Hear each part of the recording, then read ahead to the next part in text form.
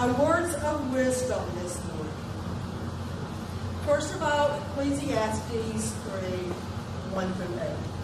There's a time for everything and a season for every activity under the heavens. A time to be born, a time to die, a time to plant, a time to uproot, a time to kill, and a time to heal, a time to tear down, and a time to build, a time to weep, and a time to laugh, a time to mourn, and a time to dance, a time to scatter stones, and a time to gather them together, a time to embrace, and a time to refrain from embracing, a time to search, and a time to give up, a time to keep, and a time to throw away, a time to tear, and a time to mend, a time to be silent, and a time to speak, a time to love, and a time for peace. And then the words from Fatima this morning, our speaker. Beings of love and grace. When was the last time you took stock of what you were storing in your life that no longer serves you? Are you still holding on to things you don't use? Thoughts that no longer render the impact you seek? Behaviors that cause harm? Are you still embracing what no longer serves you? When was the last time you reflected on your thoughts, speech, actions, friend circle, and career through the lens of whether you were experiencing and or causing harm? Are you allowing yourself to be loved, seen, and held?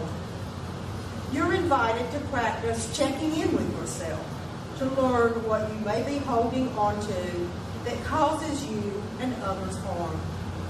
May you choose to take time to take stock of your life and whether your thoughts, speech, and actions are causing harm to oneself and others. May you embrace only experiences that align with your purpose. May you choose to invest time and energy into your self-awareness and growth. May you allow yourself to experience and to receive love, being seen, and being held. We love you. May you be hydrated, nourished, rested, and relaxed. Love and healing work, Fatima, Mann. And now Ashanti will introduce us. All those words are so beautiful. Just the words themselves are healing. I met Miss Fatima on Zoom. We had a guest speaker on Zoom, and I believe she was there to support her friend that was speaking, I believe. And I saw her and heard her voice and was really intrigued by her energy through the Zoom. And I wondered, who is that? Who's this woman? You know, I want to know about her. And I read a lot about her. There's a lot to read about her, so I had to condense it. And it's like, okay, you can't take like 30 minutes. So, but she's a beautiful sister. And Fatima, man, she's a community activist. She's a healer. She's an organizer. The Black woman healer advocate. She's the barefoot empress. And this is one of her quotes. My work today is still centered in being changed, but change grounded in healing and seeing ourselves in each other's eyes. I'm proud to welcome our guest speaker for today. Please help me welcome Miss Fatima Mann. Round of applause. Yes, sis. Greetings, beautiful beings. Greetings. I'll try it again. Greetings, beautiful beings. Greetings. All right, beautiful. I hope you all are drinking water and taking care of yourself. I'm actually going to drink water before I get started. I hope all of you at home is hydrated. All of you here, I don't see all of you with water, so I'm hoping y'all get some. And we have water back on the table in case we forget it. So today, when I was asked to talk about what I was asked to talk about, so I was like, what do you want to talk about today? And I was like, well, love and healing, right? And love and healing from the perspective that love is healing, and when we heal, we learn to love ourselves. And love is this infinite thing that many of us don't know and don't know how to receive because we are in systems that have no love for us.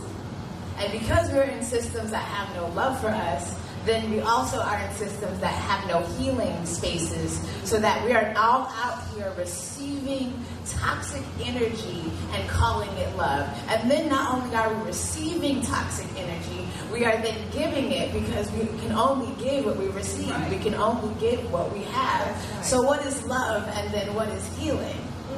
Love is not harmful. It is not conscious harm. When we are doing something harmful to ourselves, like eating something we know our bodies are allergic to and swell up and bloat and make us stupid or tired, when we eat those foods, that's harm. When our body says, hey, I'm tired, and we decide that we're not going to listen to our bodies, that we're going to run our bodies to the ground because we have so many things that we want to do.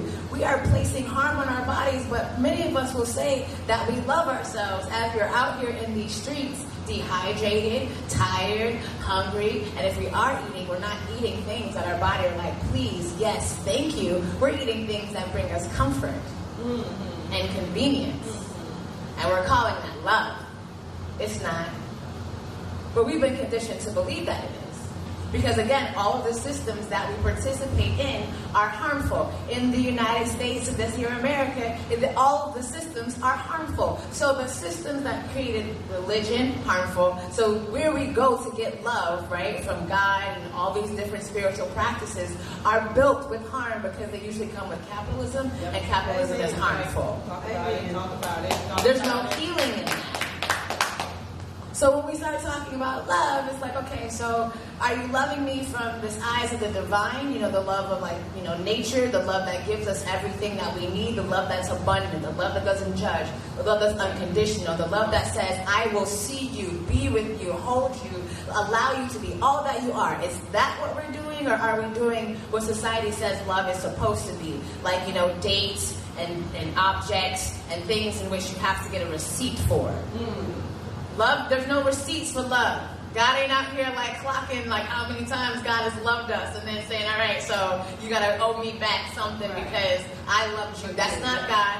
Nature isn't out here saying, so because you decided to drop all these trees and do all these things, that I'm just going to wipe all of you off. Because if I was Mother Nature, a lot of us would have been wiped off a long time ago. Yes. But we don't love like Mother Nature. It's not abundant and infinite. It's not unconditional. You ever see a different animal species help another animal species, or stand by another animal species that's hurt until another animal comes? For example, a bird with a squirrel. I've seen a bird stand by a squirrel that was hurt as the squirrel navigated being hurt. It was just, the bird saw that the squirrel was hurt and needed some energy, right?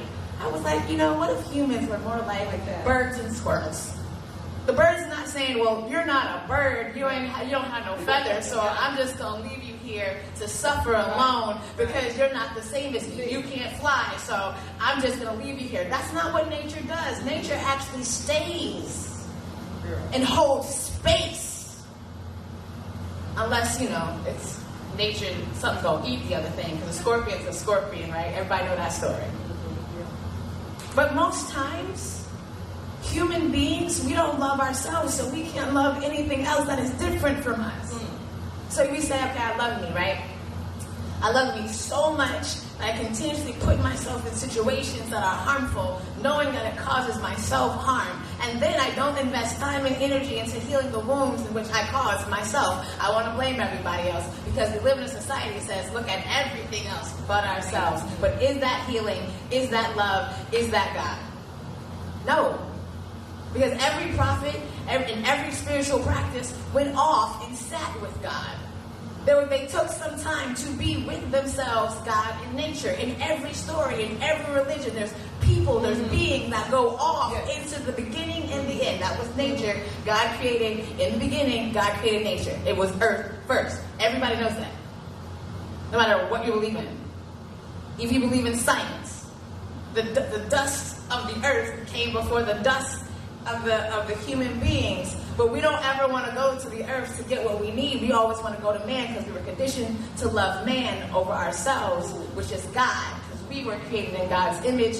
Earth was created in God's image. Everybody knows that. No matter what you believe in, earth was first. But why are we destroying the thing that gives us life? And then we say that we love the earth. Right. Again, we don't love ourselves. We're on many earths.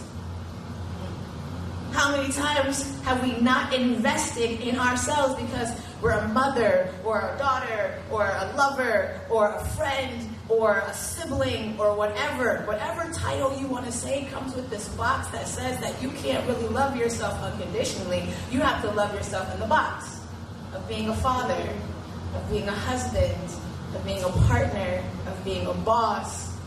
Love is infinite. It's not a box. And healing is hard and dark and beautiful and glorious and abundant and colorful and wide and ease and pleasurable and terrible and scary and just horrendous. And it's like one of the worst, best meals you ever had. Worst being the environment was sketchy. You really didn't like the smells around. You didn't really like how everything looked, but the food was amazing, and you did a little dance. Yes. That's it. Yes. Yes. Tastes real good. You're so glad you made the journey, and also the journey to the food sucked. Yes. Y'all know what I'm talking about. Y'all been somewhere where you're like, how many miles do we have to travel?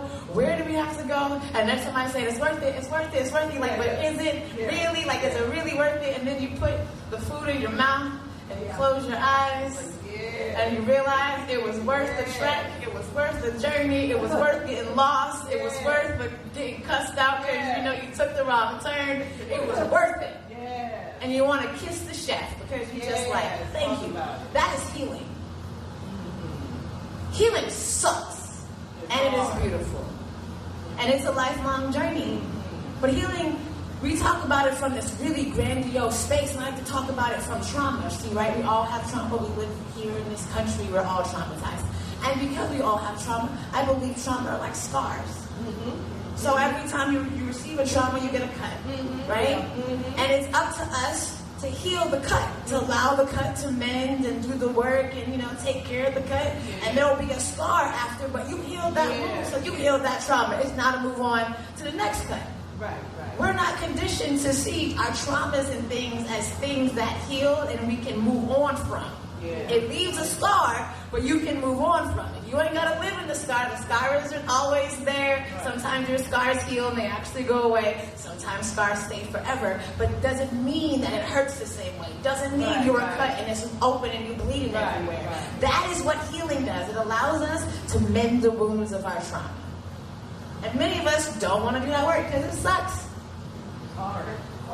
And it takes time and energy and space. And when you live in a society that says that you have to go to work every day for somebody else so that they can get what they want, so that they can get time to do their healing, so that they can free up their space, you're now stuck working 40 plus hours a week.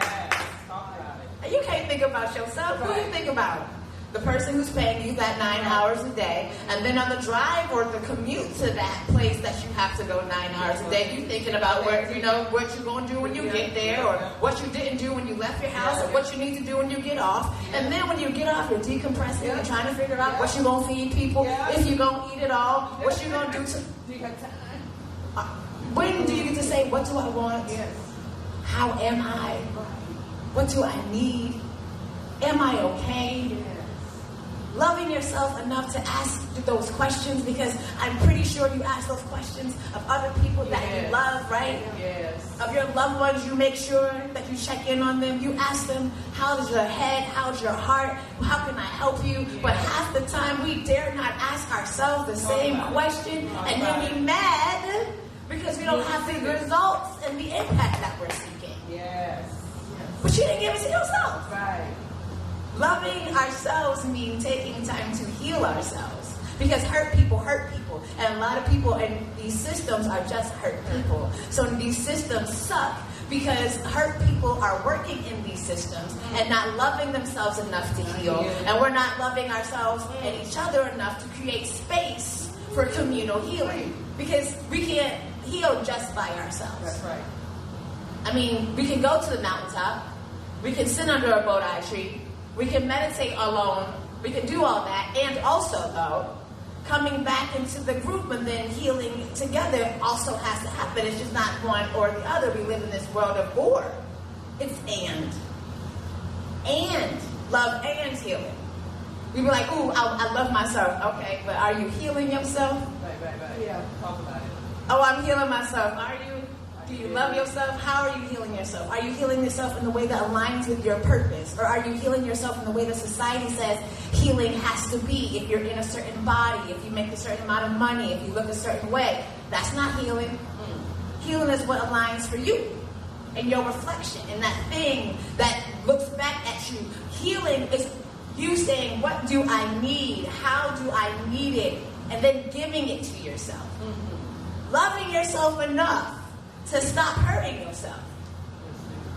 Loving yourself enough to say, does this hurt me? And every time your body says yes, you say, okay, I'm done. And stop saying, well, next time, I'll just take this medicine. Or next time, no, stop taking medicine so you can hurt yourself. Because that's really what you're doing. I used to take Benadryl every day, no lie. Every single day, I took Benadryl until I couldn't afford it. I couldn't afford it 8 years ago when I joined AmeriCorps Vista, the NICU port. And I realized that I was allergic to a lot of things, like gluten, like dust and dog hair. Like, I didn't know it because I was taking Benadryl every day, so the antihistamine from the Benadryl was keeping me from having alert reactions. But now I'm not taking Benadryl. I can't afford it. So I'm allergic to gluten. Macaroni and cheese, corn, like biscuits, danishes, bagels. I'm from Connecticut. I love bagels. Can't eat bagels anymore. Baked, flaky pastry things. All of those things. My eczema breaks out, my voice gets raspy, and I get stupid. Like, gluten makes me dumb. Wow. Don't ask me to give you any instructions after giving me some bread. I don't know nothing. I just need to, detox. I don't know. I had to ask myself, do I love myself enough to give up the food that I love? Do I love myself enough to give up the food that I love? And the answer had to be yes. Because I wasn't showing up, right? Like, I was a community organizer, I was doing a lot, I was in law school full-time, organizing 6 hours away. So it's being able to say, was I going to allow my body to break down, or was I going to allow my body to do what I needed it to do to live the life that I was living? And I chose to give my body what it needed to live the life that I was living. I'm busy, I'm everywhere and nowhere, and I don't wear shoes. Like, that's a lot of energy. And I haven't worn shoes for 8 years. So not eating pastry things hurts my heart. It does. And also, though, it's how I love myself. I had to give up the things that I loved because I love myself more than those things that I love. Because I'm the most important thing in my entire world. Why? Because I can't love anybody as big and as well as I love all of you if I can't give that to myself. And I love me real well. So the invitation is, how well do you love yourself? Like, for real. Not based on what society says loving oneself is. Not, based off of how many times you can swipe that card or pay somebody to do something for you. Like, what does loving yourself look like? Is it washing your face every day with some, really dope, face wash and putting some toner on there and making sure it's moisturized and then all that stuff was handmade? Is that what loving yourself is? Is it going to the farmer's market every Saturday to see, your community and then getting hugged on? And is that loving yourself every day? I'm just telling you what I do for myself. That's all I'm doing. So I go to the farmer's market. That's how I love myself. I get food that the people who grow it love growing it, and I can eat food that there's love there. I love myself by going out in nature, listening to the birds, realizing that I am not alone and I'm connected to other things. What does love look like for you? And then give it to yourself. Because here's the catch, right?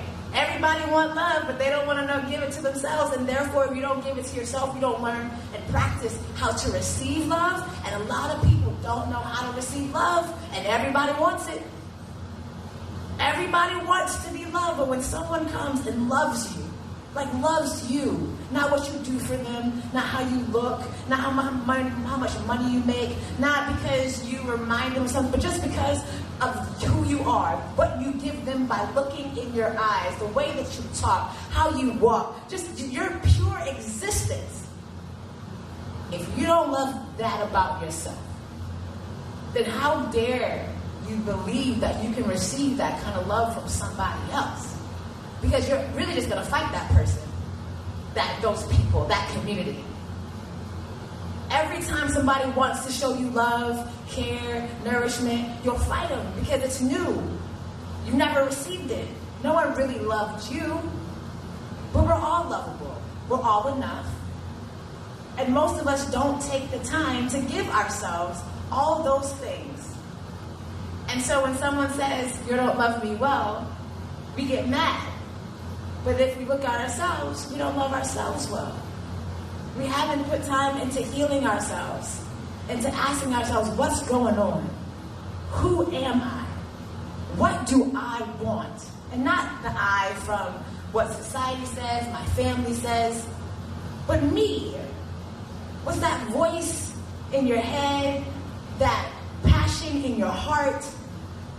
We can't hear or receive that if we're not willing to heal the wounds that keep us from healing and receiving that. Because our wounds keep us from that. Our scars, our traumas, keep us from receiving love from ourselves. And most of us receive trauma from childhood. And we don't want to have that conversation. We are fighting our childhood selves most of the time. Yeah. Our childhood self is triggered and traumatized.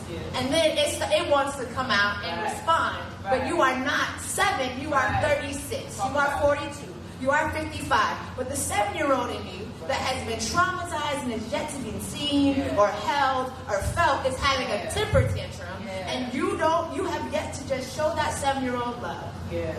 And at 52 years old, that 7-year-old is showing out and showing chaos, and your whole life has been turned upside down because you have yet to sit down with that inner child and say, hey, I see you. I know. You are loved. You are seen. You are heard. But I'm 52 now, so we're going to respond from the 52-year-old part of myself and not the 7-year-old part. Healing does that. Healing provides grace and compassion. Healing allows us to see love in everything that we do, sacredness in everything that we do. Love isn't just for humans or dogs.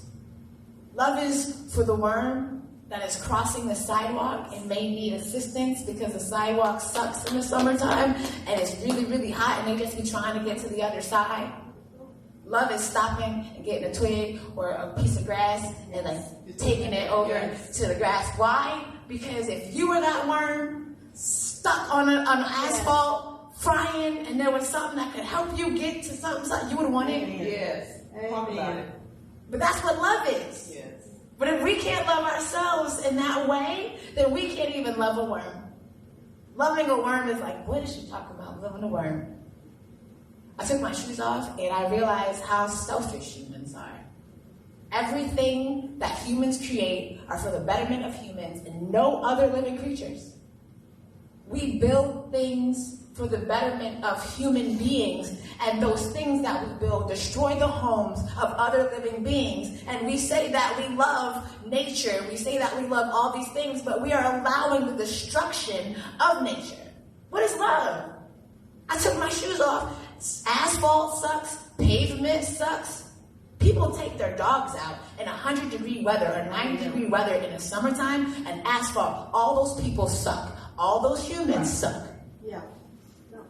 I didn't know. Taking my shoes off, I learned to love humans differently. Because everything that humans did that I stepped on hurt me. I cut my foot with glass, humans. I've been burnt by cigarettes, humans. Asphalt, pavement, blacktop, humans. Those things suck in the heat and in the cold. I had to relearn how to love humans. Because how? How are we okay with what we do to the creatures in this world and say that it's love? How are we okay with that? How are we okay with walking by a graveyard of worms that we need, by the way, to help with the soil that is actually like getting more toxic because the worms aren't able to do their jobs? Just saying. Yes. But the graveyard of worms on the sidewalk every summer or after it rains and then it gets hot, nobody notices them because y'all got shoes on. I can't walk on the sidewalk because I love myself and the corpses of these worms. I dare not disturb their now new burial. I found healing through consent in nature. Healing is a consensual practice. You are consenting with yourself to self-reflect and be self-aware. How did I learn that? From a tree. I took my shoes off. I wanted to climb a tree. I climbed trees. I couldn't climb the tree. And the tree was like, I tried to it twice, and all I heard was, ask it. And I'm like, what? Ask it. Cool. So I put my hand on the tree, I put my feet on the tree, and I asked the tree, can I climb it? And I did. After that, I zoomed up the tree. Now, my friend, another tree climber, this is why I tell this story, because I had a witness. Another tree climber, same thing. She tried to climb the tree. And I was like, you got to ask it. She looked at me. And she asked it, and then she zoomed up the tree. And I was like, oh, consent. If the tree is saying that I'm a being of energy and I get to choose what's on me, then everything is consent. How I engage with myself is consent. I'm a living being. So, hey, self, do you want to go here? Do you have the capacity to show up to do this talk or to help these people? Being in consent with oneself is healing. You love yourself enough to ask yourself questions. Being in consensual relationship with oneself is love. If you are out of consent with oneself, you don't love yourself. And you don't love anybody else if you're not in consent with them. Because consent leads to non-harm. Non-harm is healing. Non-harm is love. Love isn't harmful. See how we wrap back around that? Yes. Consent. So I'm going to invite you all to do that. Ask yourself questions. What do I want? Is this what I need? And really ask your body, do we really need this right now? Your body will tell you. That's with food. That's with going out in the world, in public. Our bodies are way wiser than our minds. Our minds have been programmed to go against our bodies. I'm inviting you to go with your body. And then say, hey, mind, I'm going to check in with the logical part of going with my body. Because our bodies love us. They're the ones that keep us through the day. They get us from the morning to night. Bed to bed is our bodies. We don't honor our bodies as temples. We don't listen to our bodies as being wise. But our bodies hold experiences. Our bodies hold wisdom. Our bodies hold the trauma. Our bodies hold the reasons why we show and act a plumb dumb fool sometimes. It's our bodies. It's not our minds. It's that animal reaction. Because we're animals first. Loving ourselves enough to be in consent with who we actually are. We are human beings that have feelings and emotions, but other animals don't. We can consent energetically with words. Healing is loving yourself enough to be still. Love is just allowing yourself to heal and knowing that it's not harmful. If someone says they love you and then you feel hurt after the next thing they say, that's not love. And you can say that. That's not love. What you just said wasn't loving. And I invite you to practice that, even with yourself. When you start saying, I can't, or I'm not good enough, or I shouldn't be here, are those loving thoughts? Are they healing thoughts? I'm not pretty enough. My body doesn't look like this. I can't go on a date. They're not going to love me. I'm not going to. Blah, blah, blah, blah, blah, blah, blah, blah. Whatever that lie is that you're telling yourself, ask yourself, is it loving? Is it healing? And if it's no, stop. And is it the truth? And most times it's not. It's never the truth. Because love isn't harmful. Like, if we're looking at God being love, God didn't create us for us to be in harm all the time. God didn't say, here, I'm going to put you on this earth and say, hey, live a life of disparity, live a life of suffering. This is what the human life is for. No, we've been programmed and conditioned to believe that it's suffering. I want to call it the patriarchy, but whatever. We've lost the femininity in the nurturing and the caring and the healing. All we've been doing is warring. Healing solves things. Everyone in power, I'm going to say this just like this. Everyone in power is traumatized and have yet to do their own healing. So everything that they do is traumatizing. Yes. Every impact that these people in office give us is traumatizing because they are traumatized people. Yes. So what are you going to expect from a traumatized person? People ask me, do I vote? No, if I don't talk to the candidate. I ain't voting for you. I need to know how you take care of yourself. Are you drinking water? Like, what's your sleep regimen? Do you sleep? What's your rest like? Like, how do you love your family? All these things matter to me because you're a human first. That title that you're like they don't mean that. Voting for, that's great. But if you're not taking care of yourself, that means that, again, as a person that they call a black woman, you're going to make decisions that are going to impact my people terribly. And I don't want you if you're not taking care of yourself. If you're not taking care of yourself, you can't take care of me or my people. Policy-wise, spiritually, like in the education system, medically, I am really, really big on if you are trying to give me any information or take care of me, how are you taking care of yourself? Because I can't trust that you can take care of me if you're not taking care of you. I can't trust that you're going to listen to me if you don't listen to you. And you can sit here and tell me whatever you want to. I'm not going to trust you. Because you don't listen to you. You said that you were hungry and you haven't eaten in 3 hours, but you want me to listen to your advice. You want me to listen to you being my coach. You told me you were tired and you have yet to sit down. You've been running all week, but you want to give me advice. I can't listen to you. You don't listen to yourself. Love yourself enough to listen to yourself. That's where it starts first. Receive your own love. Love yourself like you have dared to love others. Pray the prayer for yourself like you have prayed for others. Meditate for yourself like you have meditated for others. Do that wallowing tears, the thing that you have done because the world sucks. Do it for yourself because you deserve that. You're a person. You're a part of the world. You deserve to grieve and feel joy. We don't have to choose. Love yourself enough to allow yourself that space because the divine gave it to us. It is our birthright. Love and healing is our birthright. It's not a privilege. No one gets to give it to you. No, you don't get to, it's not in a bowl. You don't have to buy it. You don't have to do anything but choose. It's a choice. It's a choice to practice loving and healing oneself. It is a choice that we forget is a part of this thing called freedom. We have the will to love ourselves and heal ourselves. And when we do that, then everyone in our world get love and healing too. And so does the planet, because we put the energy out there. So I invite you to think about, is what you're saying to yourself, is it harmful? Is it healing? Is it loving? Is it serving you? Is it serving what you really want? Does it have the impact that you're seeking? And then do it. But ask yourself questions first. Because a lot of us are out here doing things without any self-reflection. And we're calling it love. And we're saying that we're healed. It's like, no, you're healing, and you've healed that wound. And many of us aren't healing wounds.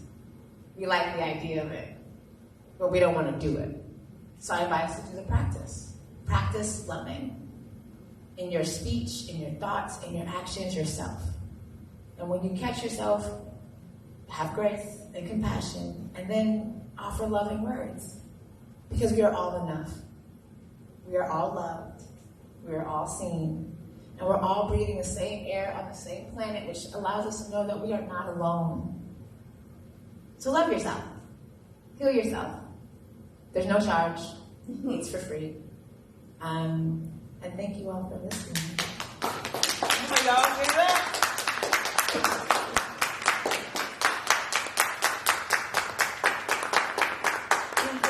So I'm Fatima. You can find me on all the social medias at loveandhealingwork.com or Loving Healing Work. And I would love to work with you or talk to you or help you on your love and healing journey. I utilize my law degree to help people write policies that are human and healing centered in their organizations and businesses. I coach, I consult, I train, help people with retreats. And I'm just really healing. I just think we all deserve access to heal and to be our full authentic selves. So if I can help you on your journey, I would love to. Thank you all for listening and thank you for having me. Thank you. Thank you.